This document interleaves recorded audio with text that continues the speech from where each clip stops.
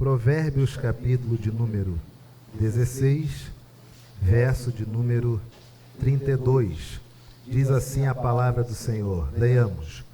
Melhor é o longânimo do que o herói da guerra, e o que domina o seu espírito do que toma uma cidade. Louvado seja Deus. A igreja pode assentar-se. Nós estamos encerrando esse mês de setembro. Com isso, encerram-se também todas as ênfases referentes ao Setembro Amarelo, que é um período onde todos nós devemos buscar orientações, não deve ser só no mês de setembro, mas a partir do mês de setembro, focar na nossa saúde emocional. Como anda a nossa mente, como anda nosso coração, nossa psique. Isso é fundamental para todos nós, seres humanos. E fechando esse mês de setembro com este tema que é referente ao Setembro Amarelo, sendo esse o último sermão ainda deste mês de setembro, nós vamos hoje refletir um pouco sobre alguns aspectos da nossa vida. Força, resiliência e propósitos. Queridos, no dia de ontem, verificando um vídeo, mostrava um garoto o tempo todo parado no sinal com cartaz pedindo ajuda porque ele estava vendendo rosas e o objetivo que estava escrito no cartaz é que aquelas rosas tinham como objetivo juntar dinheiro para que ele pudesse pagar uma serenata para a mãe dele. E aí as pessoas passavam, olhavam aquilo, a maioria não ajudava, até que um homem parou, estava chovendo, esse homem parou e perguntou: você está querendo esse dinheiro para quê? A minha mãe sempre quis ter uma serenata e eu gostaria de dar isso de presente para ela. Não sei se o homem era produtor musical, mas ele prontamente se colocou à disposição para ajudar. E aí mostra a filmagem, esse homem que foi ajudar, mais aquele grupo, vocês conhecem aqueles grupos mexicanos, os mariachis? Viu, com aquela roupinha toda preta, sombreira, e tocam pra caramba aquela alegria. E levou esse grupo. Então o garoto ele vai andando pela rua, guiando, estão eles indo atrás, com violão, conversando, etc.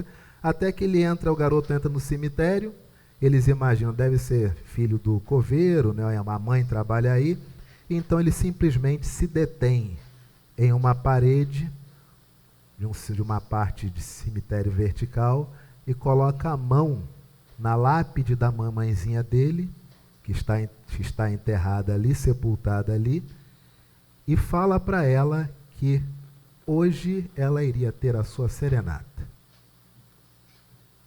Daqueles homens que são conhecidos como de grande alegria, até caricato, né? Que estão sempre muito alegres, ninguém conseguiu rir. Ninguém conseguiu tocar. Todos seguravam suas lágrimas, porque um garoto teve muito mais força de vontade, teve muito mais honra à memória de sua mãe, até mesmo do que alguns que estavam ali presentes. Queridos, a vida, às vezes, a vida nos traz muita coisa boa.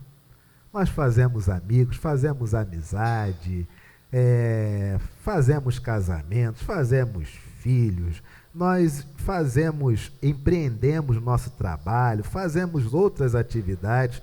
A vida é maravilhosa, mas tem aquele momento da vida que a cobrança está muito grande, não tem?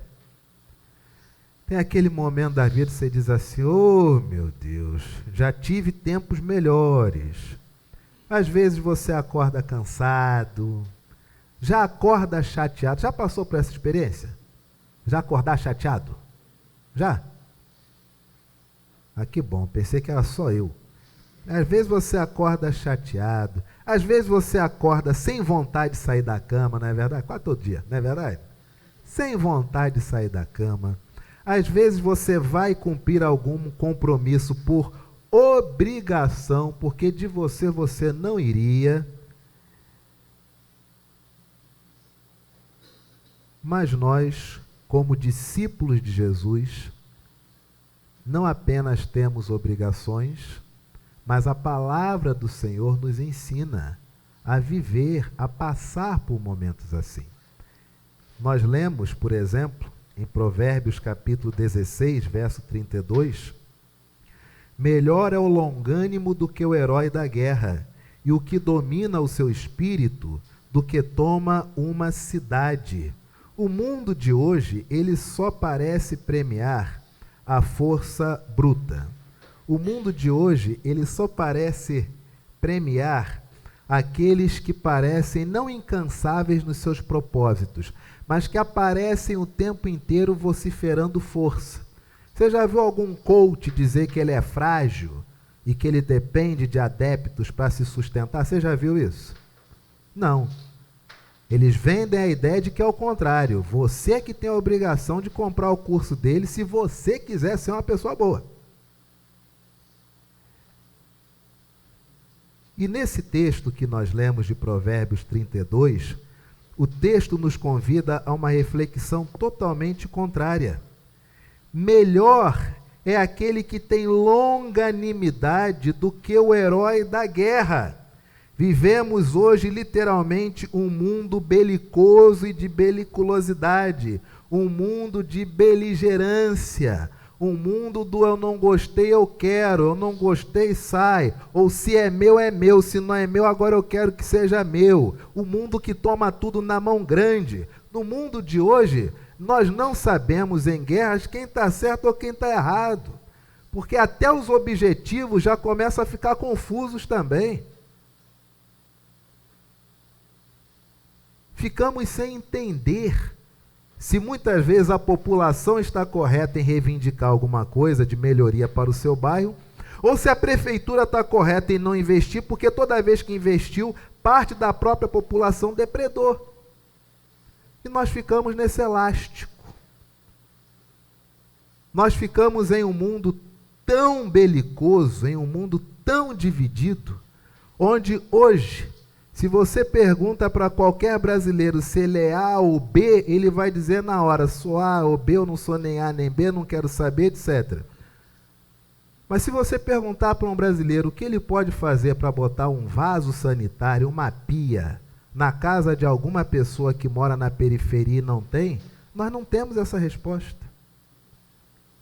E são 70 milhões de brasileiros que não têm sistema de água encanada na sua residência. Mas para nós, isso pouco importa. O que importa é a torcida, é o aplauso. Torcendo por homens e mulheres que sequer sabem o que é andar sem um ar-condicionado.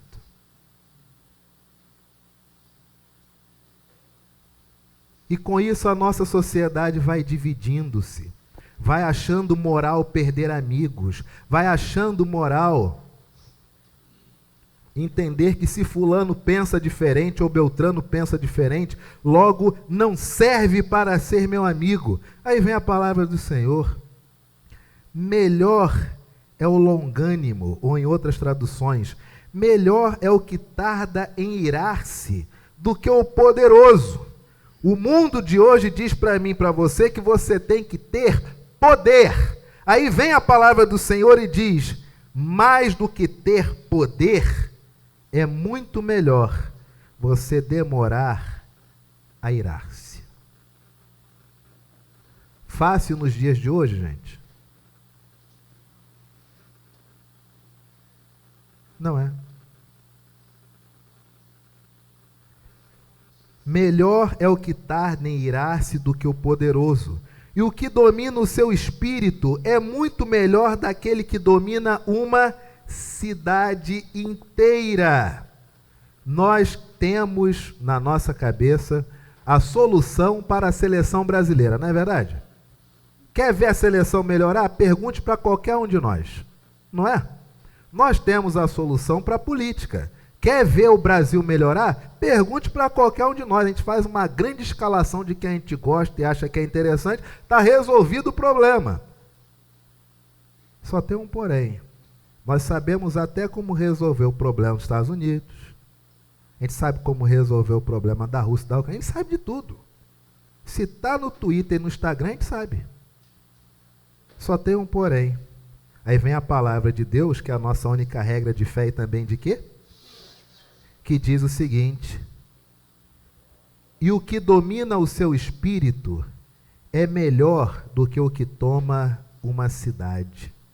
Aí a palavra do Senhor diz para você o seguinte: meu filho, minha filha, olha para dentro de ti. Vamos tratar essa tristeza.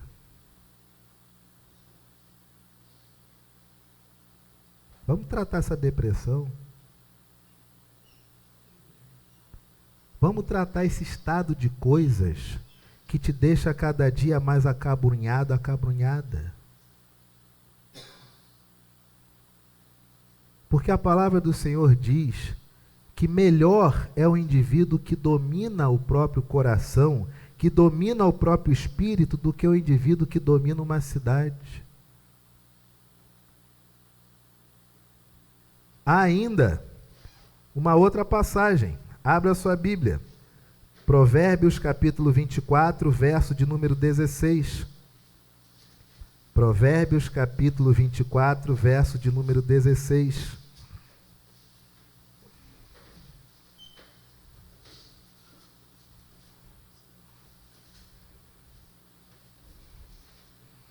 Diz assim a palavra do Senhor, Provérbios 24, 16, leiamos. Porque 7 vezes cairá o justo, mas os perversos são derribados pela... Queridos, olha o que a palavra do Senhor está dizendo. Talvez você tenha chegado aqui nesta manhã, nesta igreja, achando o seguinte: pastor, é tão bonitinho o culto, é tão legal, tem tanta coisa interessante, mas para o meu coração mesmo, pastor, estou derrotado. Eu nem sei mais se sou crente, eu nem sei mais em quem eu confio, eu acredito. Aí vem a palavra do Senhor e diz para você aqui: meu filho, 7 vezes cairá o justo. Se perguntar para você quantas vezes você já caiu, deu 7? A gente sempre acha que deu menos, né? 7 vezes cairá o justo. E o que vai acontecer com ele? Ele será levantado. Ele levantará a si mesmo. Então, meu irmão e minha irmã, toma posse dessa palavra para você. Porque você é a pessoa mais interessada em ajudar-se. Você é a pessoa mais interessada na sua própria saúde, em dominar o seu espírito, dominar o seu coração. Ninguém pode fazer isso por você. E o que nós fazemos muitas vezes? Se nós cairmos, o cair é do homem, o levantar é de Deus. Mas o texto diz aqui que 7 vezes o justo cai, e por 7 vezes ele se levantará. Meu irmão, minha irmã, a vida nem sempre traz coisas boas. Mas não é hora de você ficar prostrado. É hora de levantar e seguir em frente.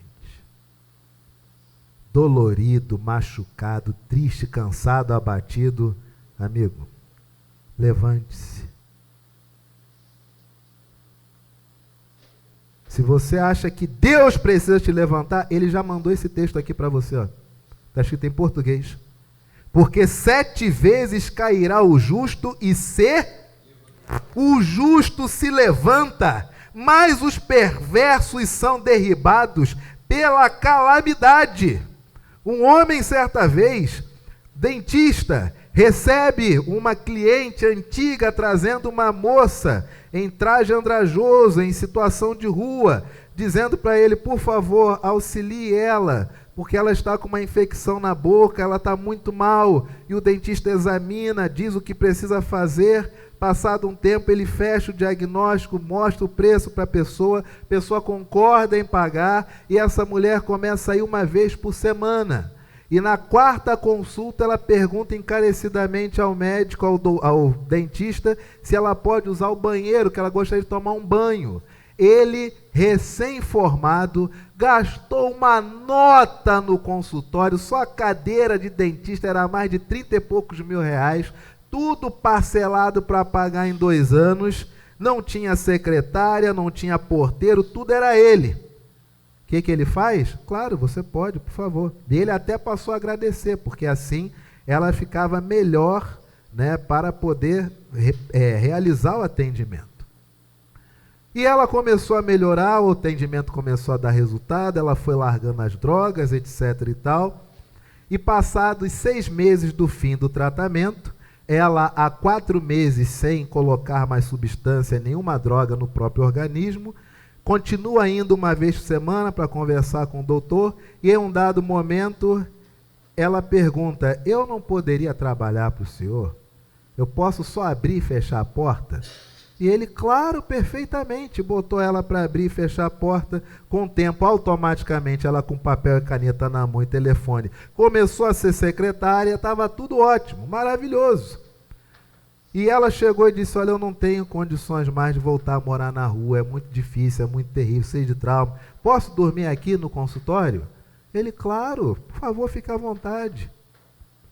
E passado dali mais 6 meses, surgiu o relacionamento, onde ela já estava 1 ano sem ser usuária de nada, ficou muito mais bonita, voltou ao seu estado natural. E esse dentista ensaiando uma forma de como falar à família, que aquela moça com que ele estava, como ela era, e há 1 ano como ela hoje está. E ele ensaiando uma forma dessa, passam-se mais alguns meses, ele já tinha quitado tudo, e etc, e a menina sumiu. Ficou 1 mês sem aparecer. Ele, preocupadíssimo, viu uma pessoa parecida com ela andando, e entendeu que era ela, porque o cabelo já estava diferente, já era outra roupa, mas reconheceu uma tatuagem no pescoço, e reconheceu que a mesma tatuagem no pescoço estava no homem que estava ao lado dela, onde ele deduziu que era o antigo namorado que apresentou as drogas. E ele nada pôde fazer, ficou na dele. Dali a 1 mês, ele chega de manhã para trabalhar, você já sabe, né? Tá óbvio. A porta aberta. E ele diz que até a pia do banheiro levaram. E quando ele sai, o comerciante da loja à frente diz assim: doutor fulano, como é que o senhor está? Está tudo bem? E o homem desesperado: olha, levaram tudo, levaram lâmpada, spot, levaram tudo. E o comerciante falou: doutor, eu não entendi, porque parou uma caminhonete aí ontem à noite e começaram a tirar as coisas, mas como eu vi a sua namorada, achei que tinha sido ordem do senhor. E aí esse homem, que tinha que contar à família como conheceu esta mulher, agora tem que contar à família como conheceu a mulher, como namorou, como o namoro terminou, que foi roubado e que agora ele precisa de quê? Dinheiro, para poder novamente equipar o consultório. E lá se vão 2 anos pagando novamente as coisas que já tinha. Depois desse período de roubo e equipar o consultório, passaram-se 7 anos. E no relato ele diz que aquilo que era um consultório pequeno, onde ele estava todo endividado, em 2 anos ele quitou as dívidas, e que 7 anos depois ele tinha um consultório com 7 dentistas trabalhando para ele, 3 secretárias, e ele só fazia os serviços mais delicados. Até que um dia, andando no parque de Ibirapuera, quando ele vai jogar algo no lixo, Ele observa uma pessoa cavucando lixo e quando essa pessoa olha para ele, ela paralisa, ele fica olhando, tentando entender de onde que aquela pessoa poderia conhecê-lo, até que ele vê a tatuagem, então percebe que aquela é a moça. E a moça fica em estado de choque por ter encontrado e ao mesmo tempo por saber o que fez. Uma história tristíssima, mas é exatamente o que diz o texto. Tudo que esse homem fez foi baseado em ser justo, em ser piedoso. E o que ele recebeu dos homens? Ele recebeu o roubo, a punição, a sentença, o castigo. Mas o que ele recebeu de Deus? Um consultório muito maior, com dentistas trabalhando para ele. 7 vezes cairá o justo e se levantará, mas os perversos, esses são derribados pela calamidade. Queridos, escolha sempre ser justo, sempre ser piedoso. Escolha que é muito melhor resolver sem beligerância do que escalonar as coisas. Por quê? Porque se você for justo, você pode até cair, mas você se levantará. Mas se você tratar as coisas com perversidão, a própria perversão é a que te derruba. Ainda, Provérbios capítulo 4, verso de número 23.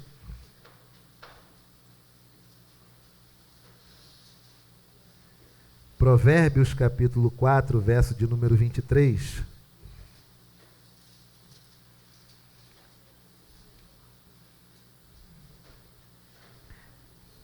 Você se lembra do seu primeiro amor?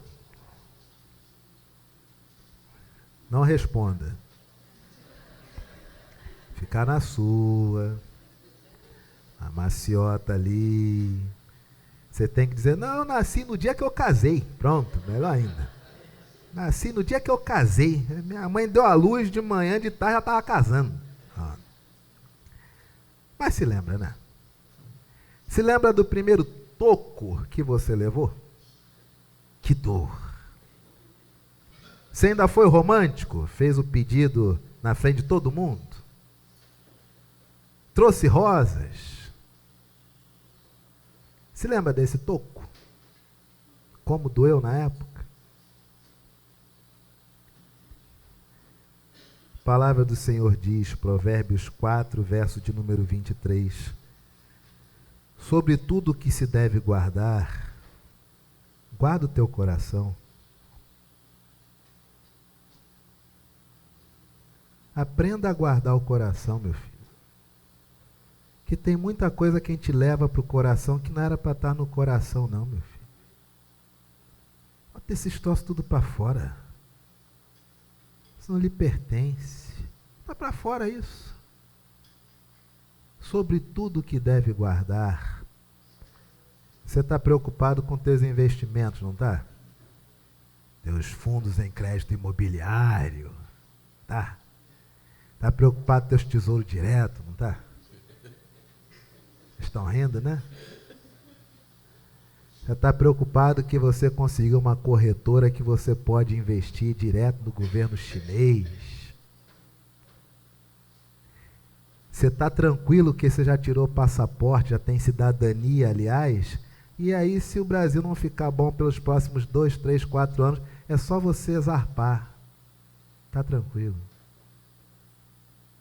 Aí você está guardando tudo isso. Todo dia você acorda de manhã, você entra no seu aplicativo para ver se o dinheiro está lá. Todo dia de tarde tu vai conferir se o banco não errou, se o dinheiro está lá mesmo. E antes de dormir, o que te abençoa é entrar novamente no aplicativo e ver que o dinheiro ficou lá. E para cada notícia de aplicação você fica, meu Deus, é agora ou não é? É a nova onda, vou surfar ou não vou? Aí vem a palavra de Deus, né? Aí vem a palavra de Deus e fala para nós, sobre tudo que se deve guardar, de todas as coisas que você deve guardar tua poupança, tua conta corrente, você tem que guardar seus bens, você tem sobre tudo que você deve guardar, que é teu, que você deve guardar, proteger. Guarda o teu coração. Por quê?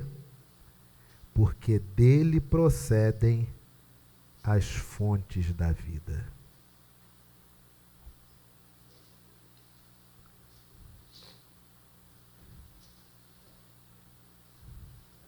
Guarda teu coração, filho. Quantas vozes tomaram de assalto teu coração? Você às vezes raciocina, até a voz do teu pensamento é a voz do comentarista político. Nem é mais a tua.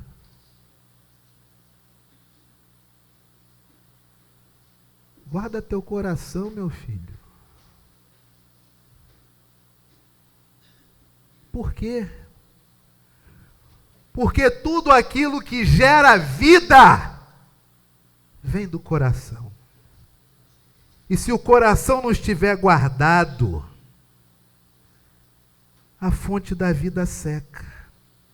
E você se torna uma pessoa pessimista, amarga, antipática, arrogante. Tudo aquilo que você tinha de bom e de melhor, sua simpatia, sua saúde, sua graciosidade, sua longanimidade, sua persistência, seu amor ao próximo, sua piedade, sua misericórdia, o seu perdão.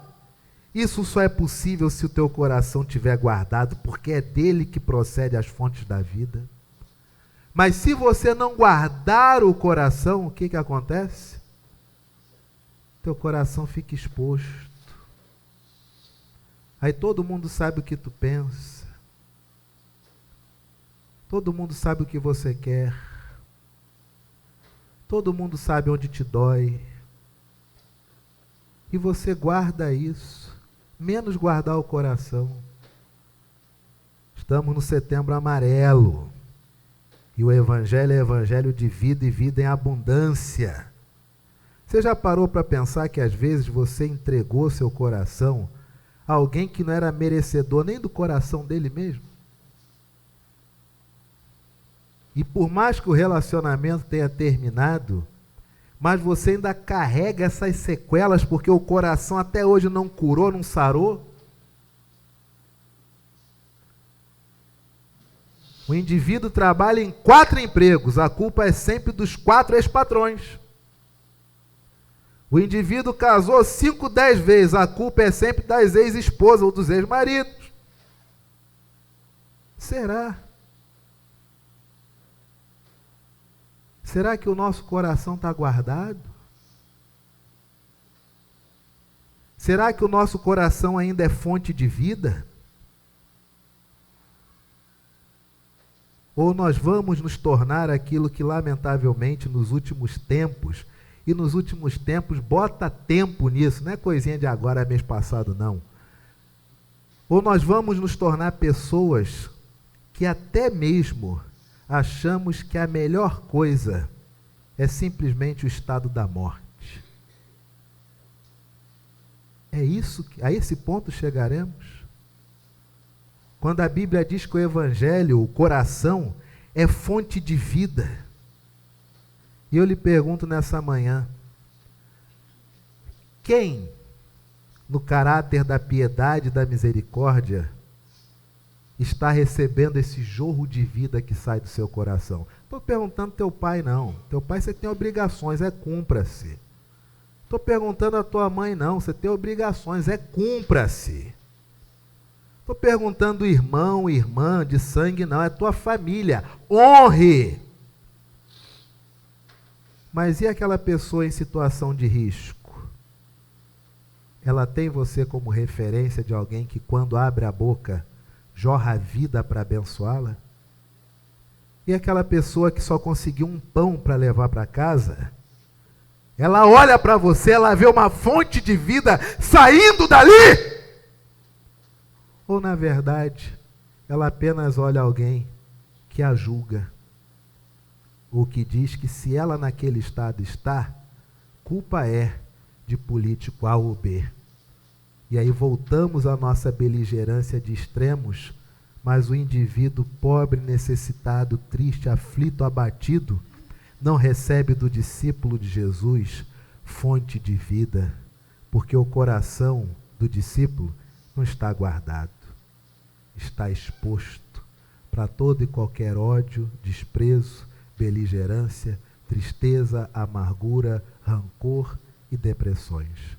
Meu irmão e minha irmã, o seu coração é fonte de vida. Nós não nascemos para a tristeza, passamos por elas, mas nascer para, não! O teu coração é fonte de vida. Cadê essa vida jorrando de dentro de você? Cadê essa vida jorrando de dentro de você para você mesmo? Jorrando de dentro de você para alguém que necessita. Quantas pessoas bebem dessa fonte de vida que é o teu coração, sem ser pai, mãe, irmão ou irmã, que isso aqui é família, é obrigação. Mas quantas pessoas bebem da fonte da vida que é teu coração? A palavra do Senhor nos diz: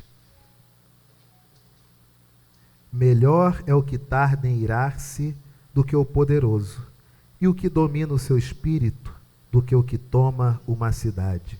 Domine seu espírito. Quem se controla, controla o mundo. Provérbios 24:16.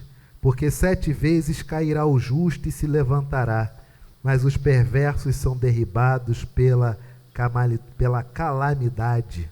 A queda para o justo, ela é apenas um impulso para a sua ascensão. Terceiro, Provérbios 4:23. Sobre tudo que se deve guardar, guarda o teu coração, porque dele procedem as fontes da vida.